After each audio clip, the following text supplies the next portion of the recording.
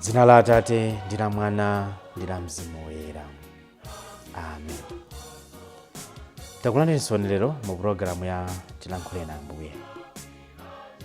Ndipo mu programu yathu ya lero tifuna tidakambira napo za masiku a LAMULUNGU mu nyengo ya Lenti. Masiku a LAMULUNGU mu nyengo ya Lenti timawatchula kuti ndi masiku apadera kwambiri, ndiponso ndi masiku amene sasinthidwa ndi chaka china chilichonse cha mumpingo.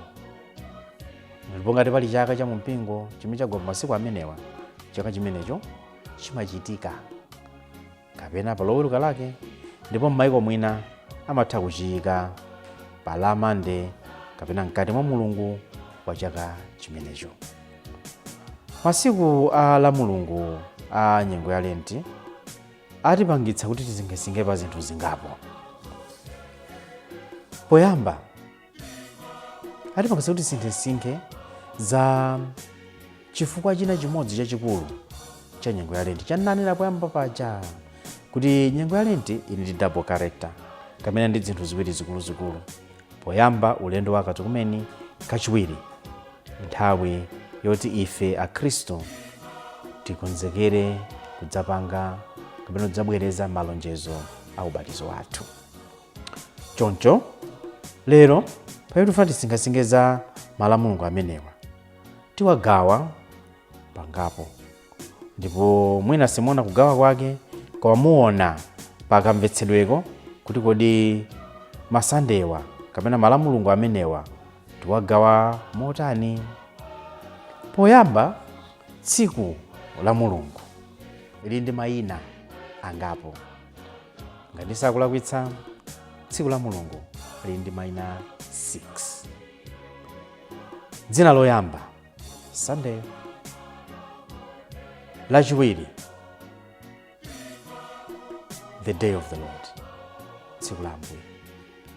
Lachitatu the first day. Lachinayi the day of the resurrection. Lachisanu the day after the Sabbath. Ndipo number 6 the 8th day. Mayina amenewa ndi mayina oyimirira Sunday. Ndibwerere mbuyo kutsimikiza kuti tikamakamba za malamulungu la nyengo ya Lenti ndi masiku akuluakulu amene sangathe kusinthidwa.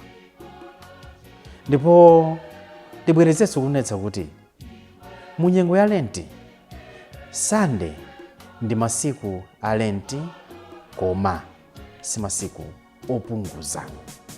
Chifukwa chonena kuti Sunday iliyonse timakumbukira Pasaka. Sunday iliyonse ndi chaka chakuuka kwa Ambuye Yesu. Ndi chifukwa chake ndi masande a Lenti, koma si masiku opunguza. Komanso masande a Lenti amenewa ali ndi zinthu zina zake zapadera zimene ife akhristu timenera kukumbukira.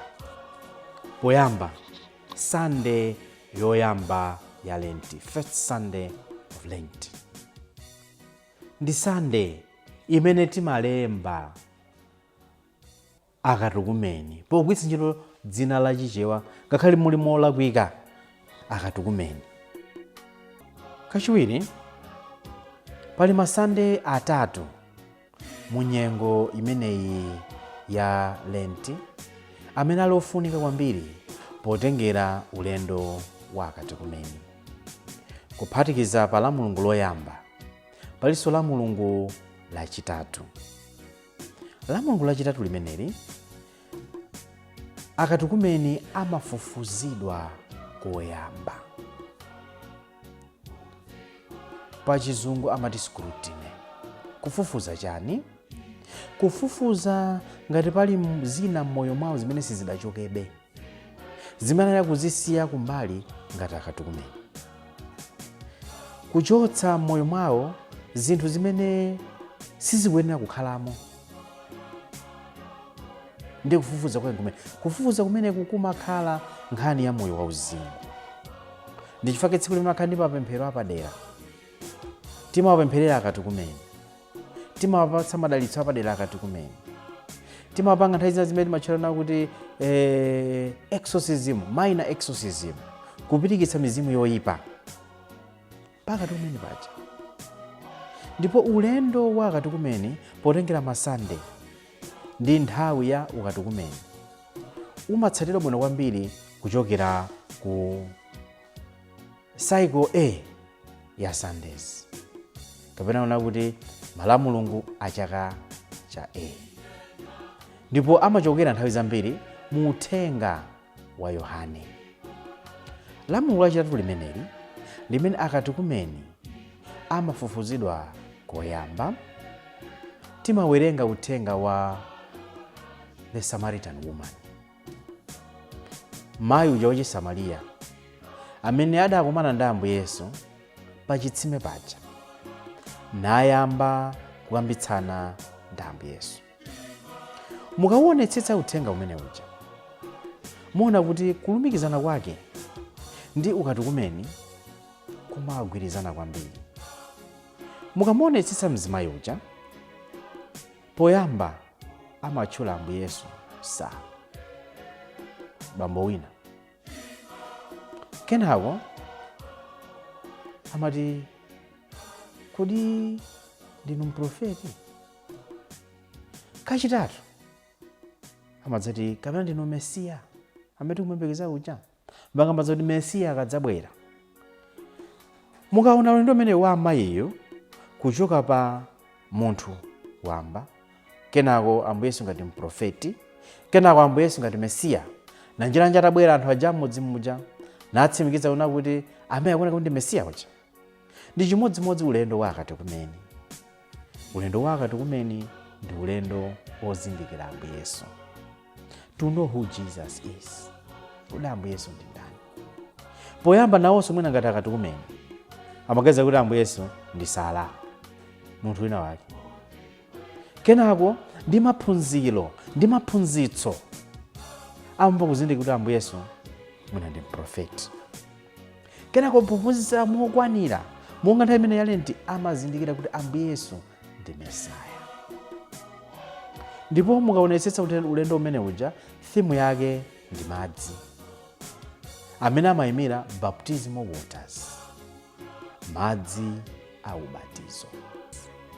Choncho ulendo wa Lenti umatikumbutsa kuthandizanso ife akhristu kuti timudziwe kuti Yesu ndi ndani, kodi madzi a ubatizo amayimira chani, ndipo kodi cholinga cha madzi a ubatizo ndi chani. Nanga madzi amenewa m'moyo mwanga wa tsiku ndi tsiku ndimawazindikira kuti kaso kake ndi Ambuye Yesu. Tipemphere.